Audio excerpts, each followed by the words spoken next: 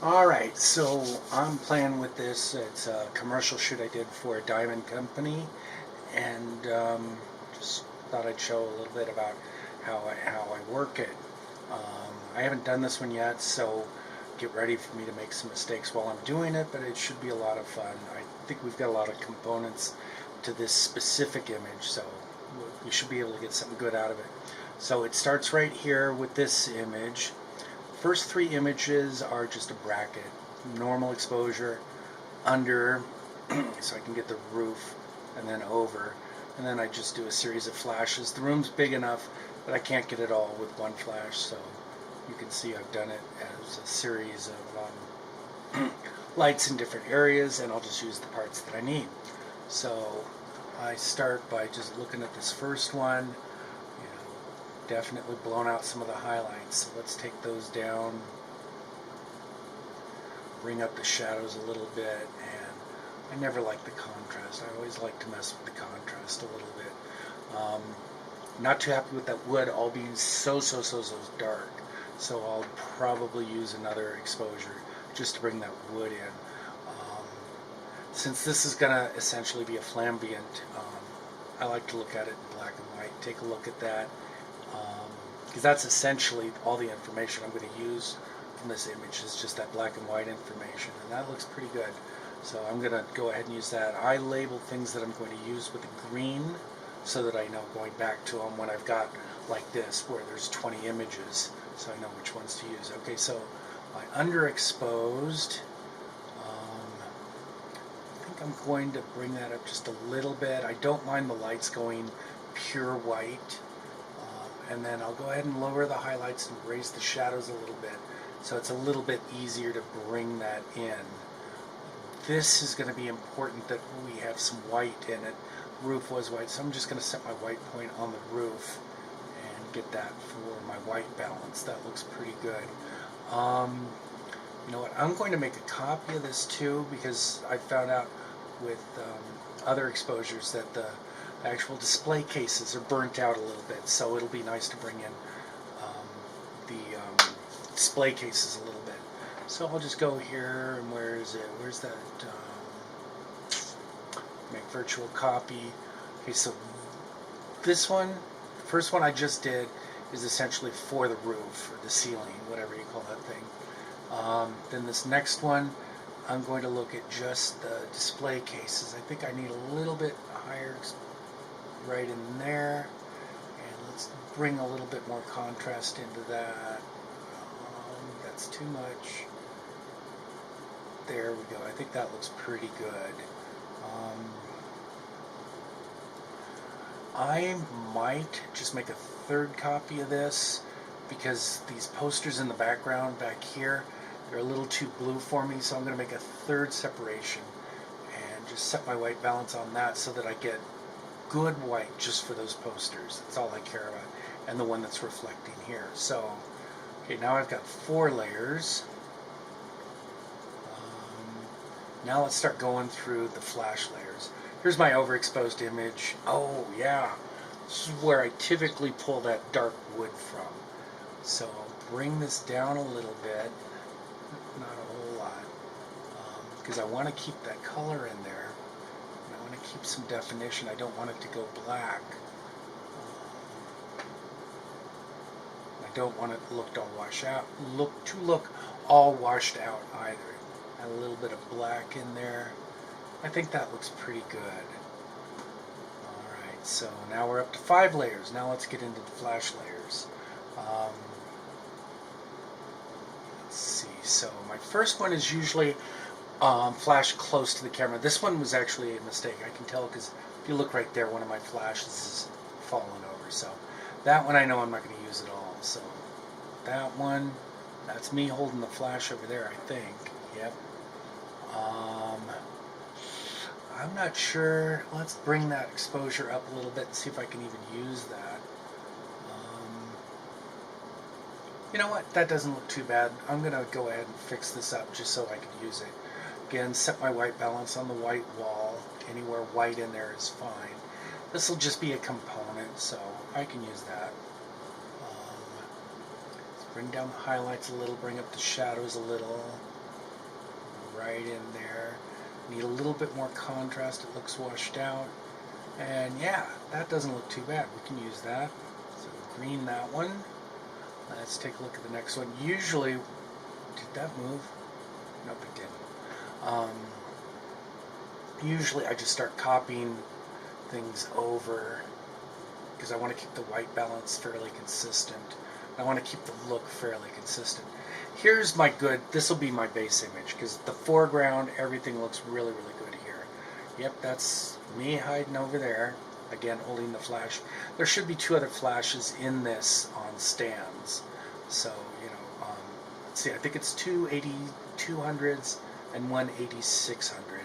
8600 is going to be popped up at the roof and used as like a balance sort of fill. So anyway, that one will be my base. Let's take a look at the next one. Let's just hit previous. You know what? That's just a good component. We've got a lot of good components for the foreground. Next, I'm going to just really look for this wall with the logo, which I need really clean, and then that back wall, and then this back seating area. So let's see what we got next. Hit previous. Doesn't look like that picture really adds much of anything that I need, so I'm going to skip that one.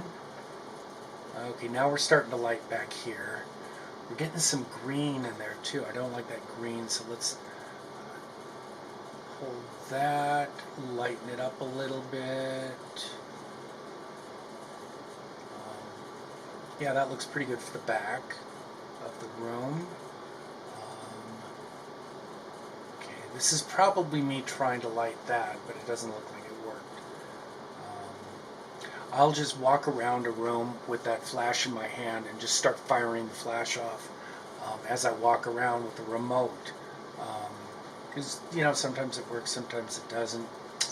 We'll grab that because half of that sign looks really good. I don't like this glare, but this other half I really like. So we'll use that. See the next exposure. See, I could use this for the second half. See, I could use this for the second half of the Diamond's Direct sign and get rid of that glare. This also fills in that area really nicely. Yeah, that's definitely a good one. It's sort of like a giant jigsaw putting this all together. I think this kind of pulls this out a little bit, and that, I'm going to go ahead and pull that. And then I think this is the last one in the sequence. And that's lighting back toward here. Yeah, I like that. Let's go ahead and do that. So now, I'm just going to take all these green layers. This is why I mark them green, so I can find them again. Highlight them all, right click, and edit in layers of Photoshop. And this will take a second. So Photoshop's going up to 20 bucks a month from 10 bucks a month. You know what, I think I'm going to start looking for a replacement, but it's got to be able to do this. I really need this 2 components. I need Lightroom, which is, you know, where I figure I just do all my exposures and all that, and Photoshop, where I combine everything. I really don't do much exposure work in Photoshop, and I obviously don't do much combining in Lightroom. So whatever I use is going to have both of these in it and be able to be used this easily. I've been working on this workflow for so long that I've gotten really used to it, and I'll need something like this. But you know, I didn't mind 10 bucks a month for Photoshop.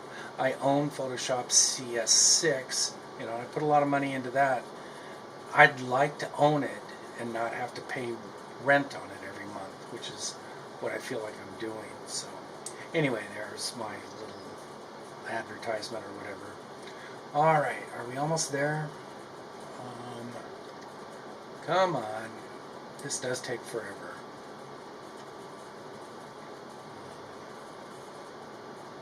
Let's see, 2 more now.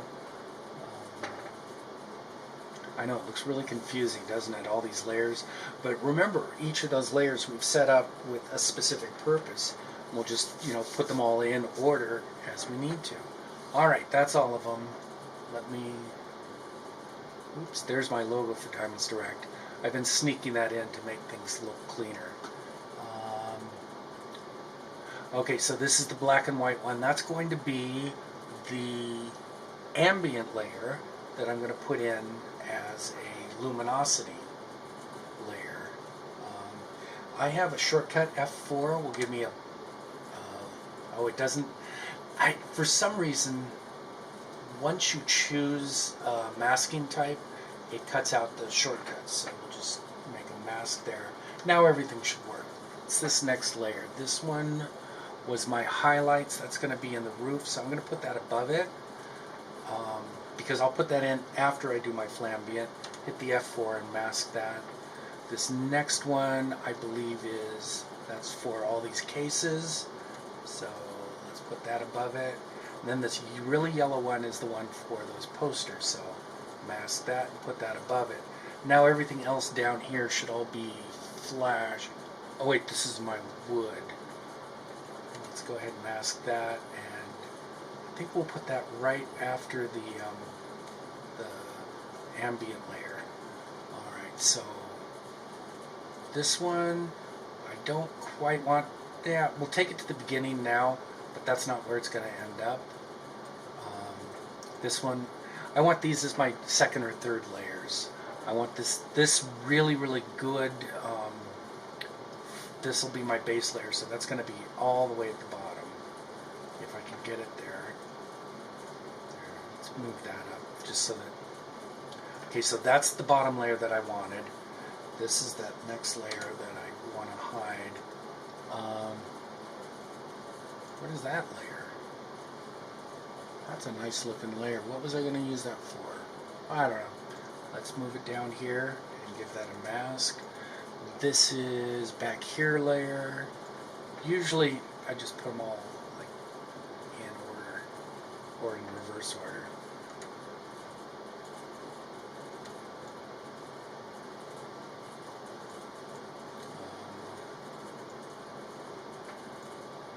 Sometimes it's hard to remember what each layer is for, but I'll figure it out. Alright, so we've got our base layer there. And then let's just, holding the shift key, we click on and off the next layer. You know what, I think I want that to be the base layer, and I'll make this the next layer. So let's put the mask on that, take the mask off that. Yeah, this is where I want to start. This looks really, really good. Okay, the next layer, that's adding, it's adding a little bit of light down in that middle area. So I go to a white, to a brush. It's in black right now. I hit X to make it white, and small bracket or right bracket to make it bigger. And I start to just paint some of that in, get some of that middle area in. Don't like that flash there, but you know what? We're going to cover that anyway, so it doesn't matter that there's a little bit of a flash mark there. Let's see about that ceiling there. That looks pretty good. Okay. Oh, my flow's way high. I usually like to keep around 14-ish for work like this. Let's see, what does that do? That's just an alternate version. I'm just gonna just lightly paint in and just see what looks good. Just see if it makes anything look good. It doesn't really change a whole lot. It softens those shadows a little bit. That's okay. That's all we need. Just a little touch. Alright, this is my back wall. Look at how that makes that back wall just come alive. So bring that in back there. Yee-yar! And this over in here. And remember, the next layer should take care of that second side, that big glare right in here. So I don't care about that. Let's make sure that's my next layer. Yep, that it. No. Oh, that's ugly. That's not right. Let's see if it was the layer below it. Nope, that doesn't look so good either. Yeah, it does. We can bring that in from there. We'll just take this out. Hit X. That'll take us back to black. Make our brush a little smaller. We'll get that glare out of there. That looks good. Alright, so next layer. That's adding some color back here. Hit X to go back to white, so we get, see, it adds a little definition back in there. A little bit more light in there. Some of these layers I don't use a whole lot from. Just a little bit there. See, I just want that to look even, that whole back area. Actually, that wall with the red on it is a little bright, so I'll take that out a little bit. That looks pretty good. What's this next layer?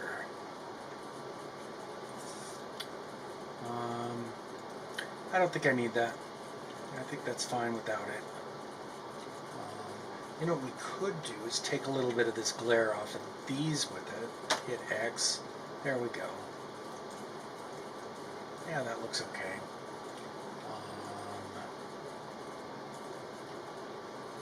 You know what we did on that last layer?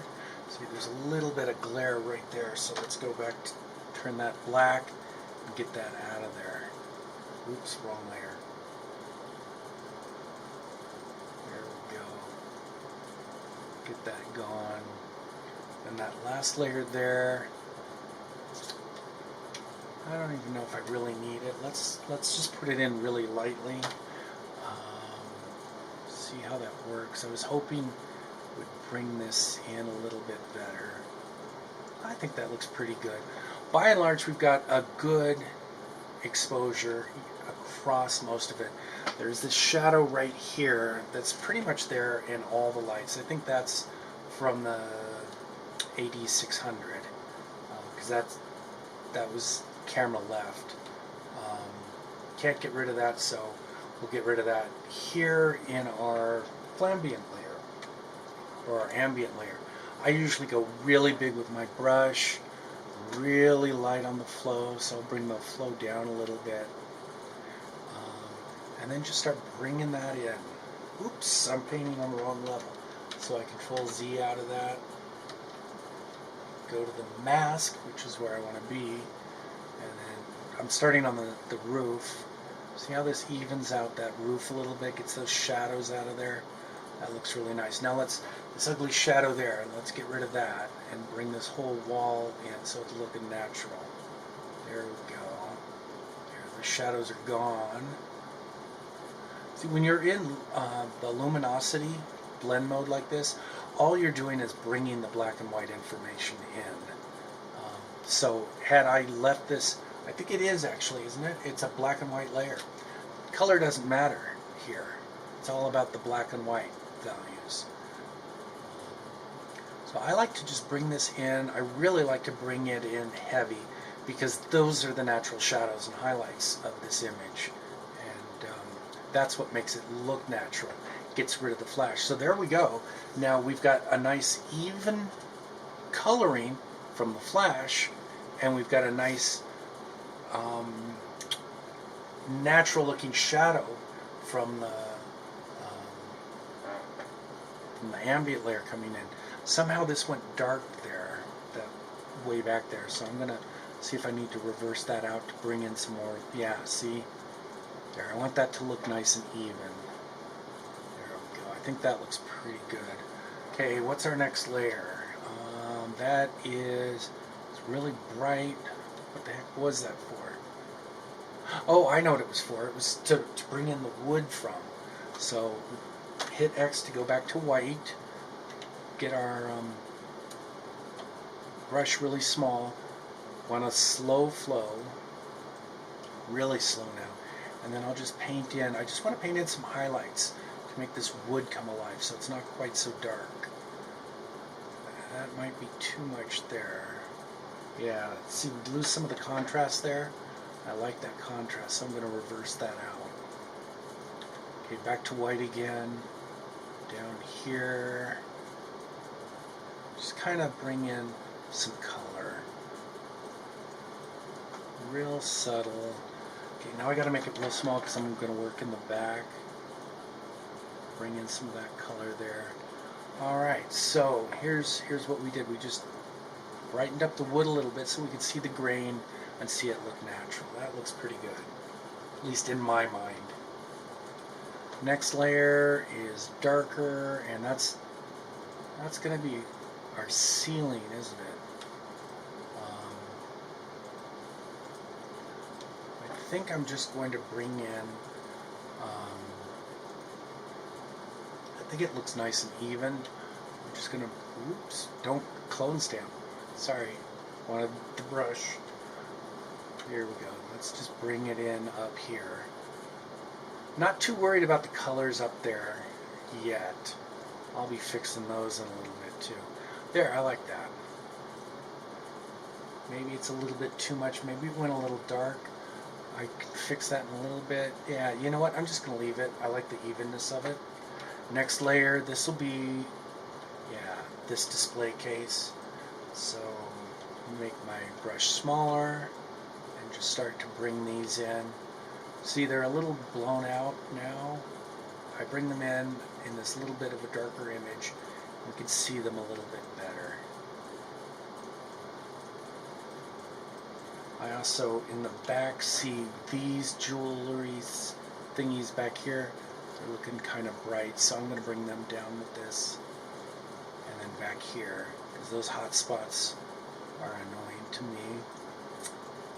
Alright, that looks really good. And then our last thing is getting those posters to look good. So this, I'm just going to do a mask. Watch this. Delete the layer mask. I'm just going to go in and just draw a line around all those posters. And you can be a little rough. You don't have to be exact on this because it's small.